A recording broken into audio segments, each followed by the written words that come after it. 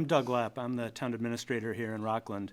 And with me tonight is Rich Penney, the chairman of our Charter Review Committee. We're here to talk about the proposed charter amendments at our upcoming annual town meeting on May 6th, 2024. So Rich, thanks for being here today. Really appreciate it.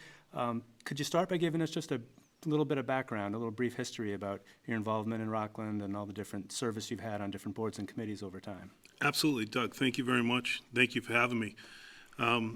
Lifelong resident. I've been here 59 years. For the last, about 18 years, I've been extremely involved in the town. Been involved in multiple youth sports organizations. Member of the Finance Committee for 10 years. 2 terms with the Board of Selectmen. Have also been involved in both school projects. The last one that's just finishing up now is chairman, and I have been now chair of this Charter Review Committee. It's a lot of involvement over the years, and we thank you for that. So for the community, just so folks understand what a town charter is, my simple way of thinking about it and explaining it is that it's basically like a mini constitution for the town of Rockland. So it gives general overview over different functions and who has what authority. And most towns have a charter, not all towns, but most do. And so I just wanted to kind of frame that for those in the community who aren't as familiar with it. So could you talk a little bit about the current town charter and why you think it needs to be updated? Sure. So our current town charter, which was the original town charter, has been in effect since 1970. In that time frame, there were a couple of small amendments in the 90s, and then throughout the 2000s, there have been a handful of changes. But one thing as we started looking at this, the charter has been in effect for 54 years, and it has never had a full review. And with just the changes in both state and local government, just the day-to-day changes of life and how things have evolved, I think it really became apparent that a full review needed to be done of the charter.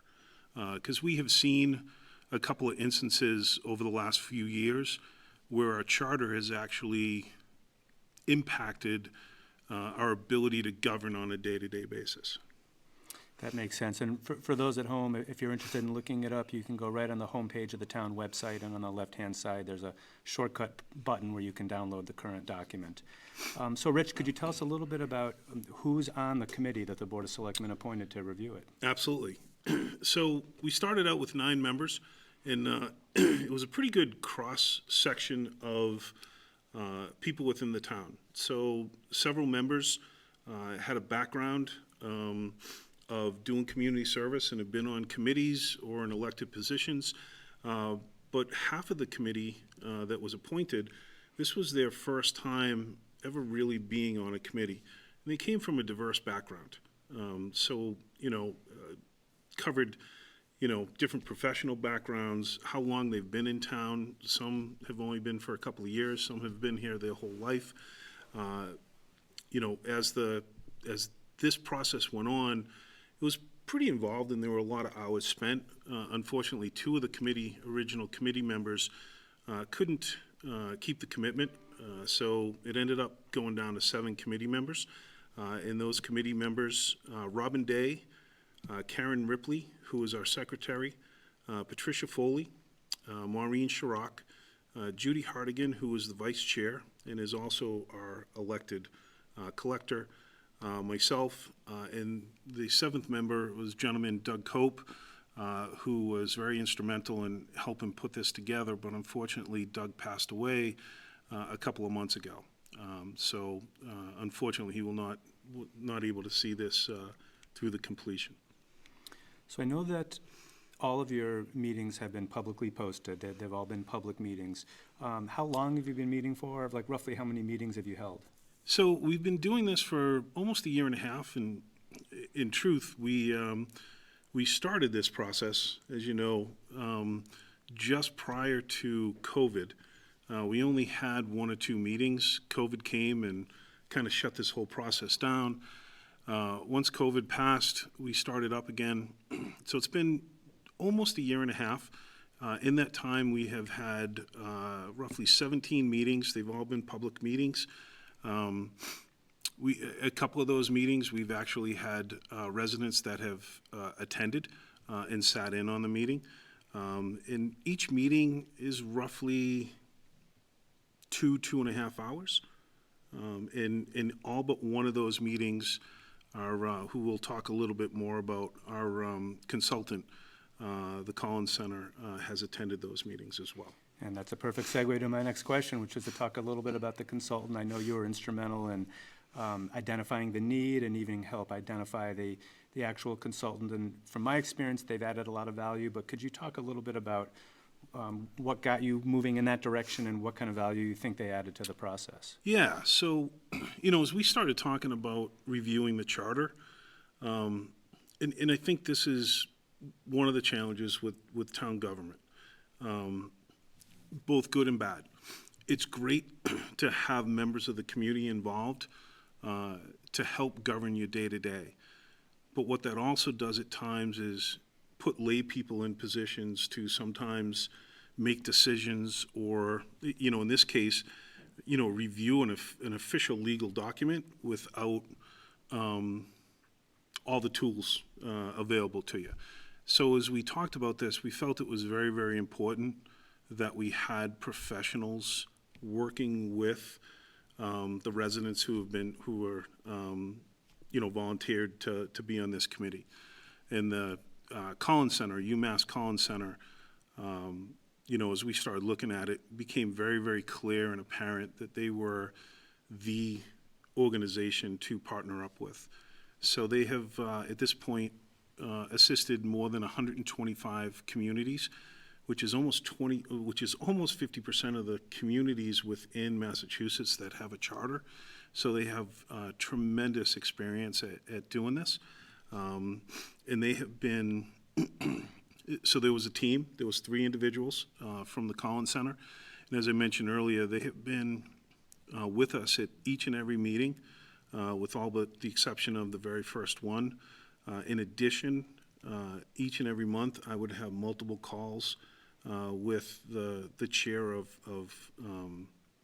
UMass Center, Jim Tarr, and we would go into details and just what they were able to bring with real-world experience, suggestions, legal expertise.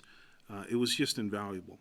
We never could have made the strides, I think, that we did as a committee without them being a part of this.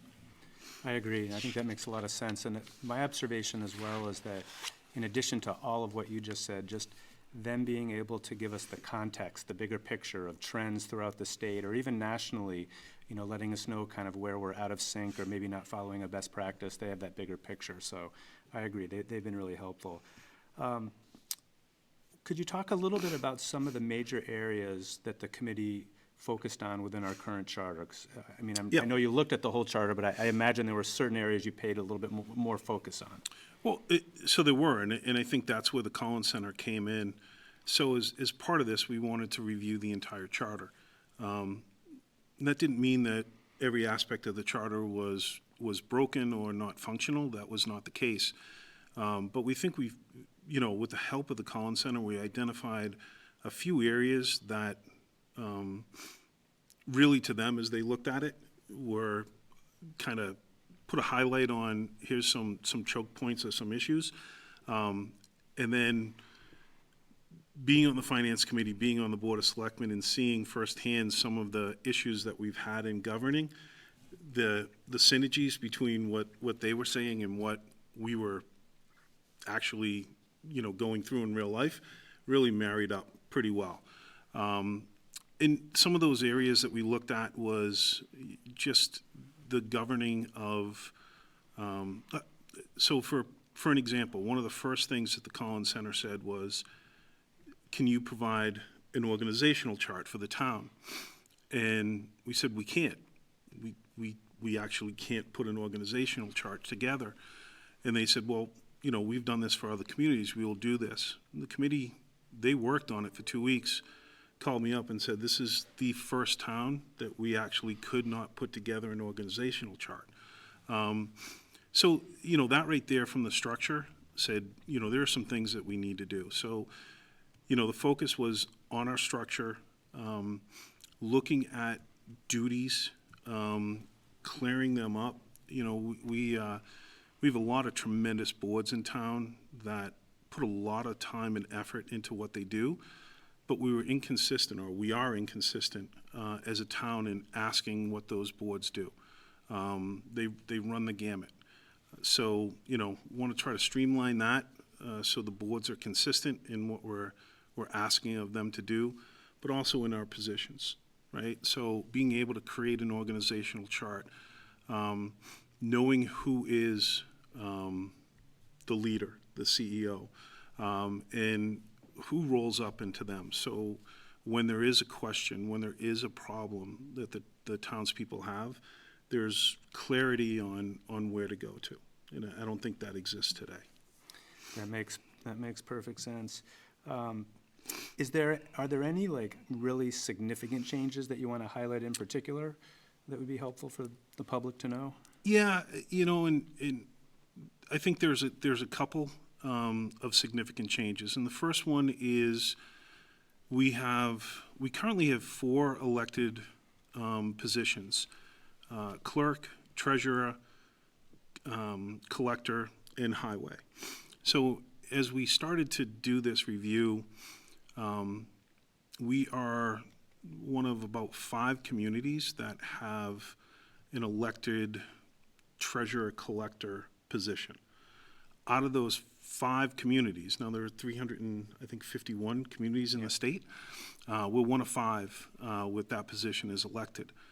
To take it even further, we are the only one that actually has a separate elected treasurer and a separate elected collector. We are unique, and in this case, I don't think unique in a good way. Yeah. So that's one of the major changes. What's interesting is all of our current elected officials. And let me preference this: the position of clerk. We are not recommending to change that. That would stay as an elected position. That is very, very common still within the state. And I think the duties of that job fit in well to continue to be elected. But for the highway superintendent, the treasurer, and collector, we're recommending to move those to appointed positions. And in addition to that, is actually combined the treasurer and collector position, which is 90-some-odd% of the communities in the state. And I also think, in addition to this, as we've talked to the elected officials, they are all in favor of doing this. We are very, very lucky today to have elected officials that do a very, very good job. But there's no guarantee in the future that we will have qualified candidates that want to go through an elected process and try to get that position that way. So that's the biggest, one of the biggest changes. What's also interesting about this is my time that I sat on the Board of Selectmen, almost on a daily basis, I had residents that would say, "Hey, you're in the Board of Selectmen. Why are you allowing this to happen? Or why are you not doing something about this?" And I think so many residents believe that the Board of Selectmen and the town administrator have authority to do a lot of things in town, and our current charter today does not allow that.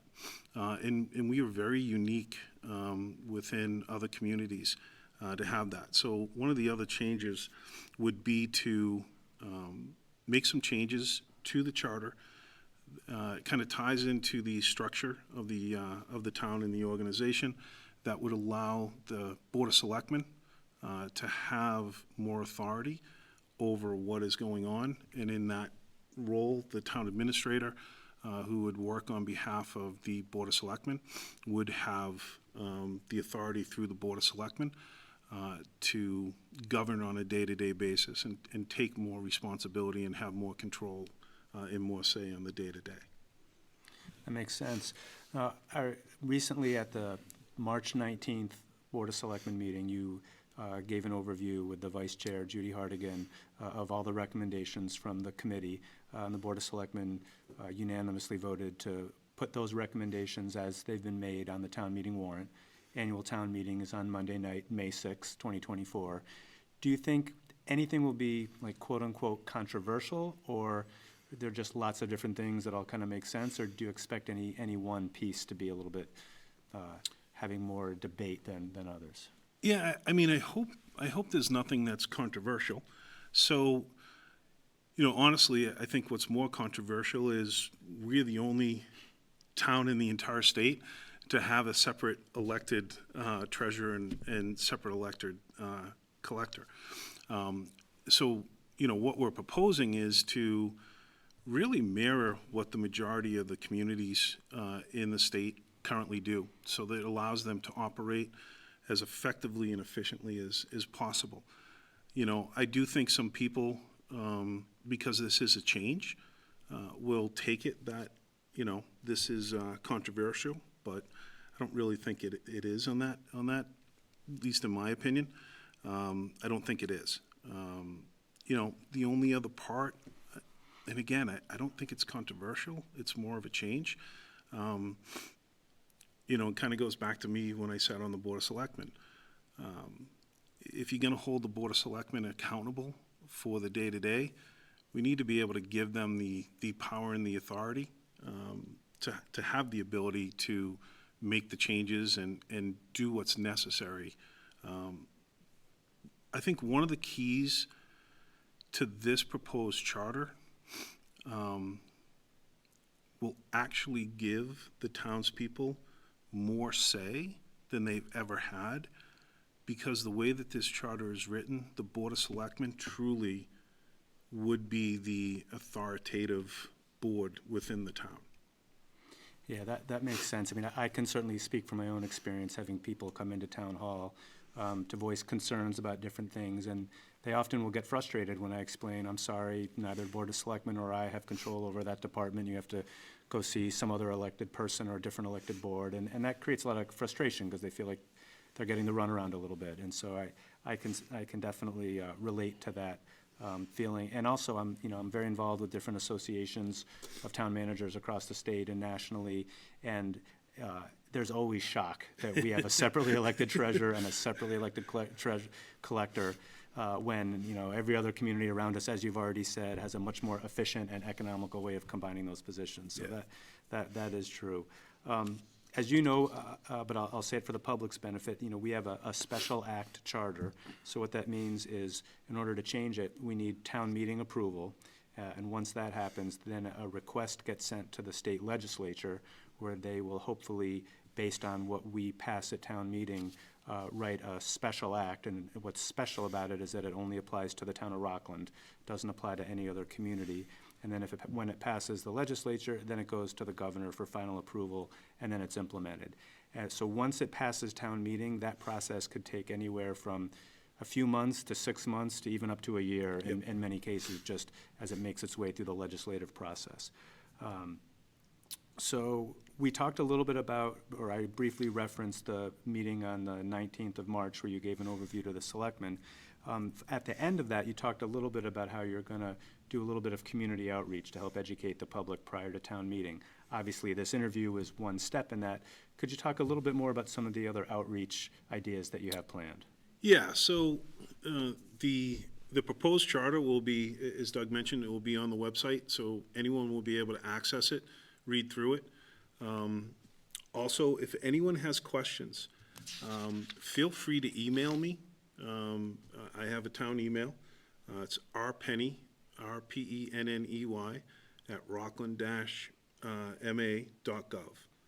So you can email me. I will answer any question that comes in. But the charter will also be on the town website. In addition to that, the week prior to town meeting, we are going to look to have a couple of informational sessions, both during the day hours and at night, to try to allow and accommodate townspeople in their schedules. We haven't made final the dates and the times. but we're looking to have them at the senior center and at the high school, probably in the lecture hall. That's great. I think that'll be a really important series of events, because that way folks can have an interactive, experience and ask questions and get answers right there on the spot. And in addition to the email address that you gave the public, folks can always contact us at the Town Administrator's Office, Board of Selectmen's Office, and we can get those questions to you and get the information back. Also related to having the draft charter printed on the town website, it's going to be included as the last warrant article in the town meeting warrant, and the warrant will be posted by the constable on Thursday, April 4th, and at that time, the full warrant will be posted on the town website, and this will be the last article at the end of the warrant. Okay. So that's great, Rich. Is there anything else that you'd like to add that we haven't touched on so far today? Yeah, I want to say thank you to the Board of Selectmen for allowing us to do this, for me and the members. It's been a pleasure and a privilege to do this. But I think it was over, well over time to do this. 54 years. I've lived here my whole life. I'm closing in on 60. This charter has been in effect, basically since I was, a little toddler. So, by doing this, this will help set the town up, I think, for success in the future. We're facing a lot of unknowns, with Union Point, just with the changes that we see going on a daily and yearly basis. The need to have, just in the 18 years that I've been here, working within the town, the changes that I've seen in the requirements and the educational levels of the staff and what is required. We need to be able to have an organization that will allow us to bring in the right people to do the jobs effectively, because it does impact each and every one of us every day. And I think this charter allows the flexibility for this town to govern itself as changes occur. I think the other caveat of this that we didn't talk about, to try to prevent another 54 years before the charter is reviewed, this charter actually will require that bylaws are reviewed every 5 years, that the Board of Selectmen have to pick a committee, and they will have to review the bylaws. And then every 10 years, they have to do a full charter review. And I think that in itself will help the town in the future, because it'll keep your eye on the ball. So I agree. That's great, Rich. Thank you so much for your time, but more importantly, thank you for all the time you spent on this particular project. And when you just think back to all those committees and boards that you talked about at the beginning, you spent a lot of time volunteering for this community. So on behalf of the whole town, thank you for that. We appreciate it.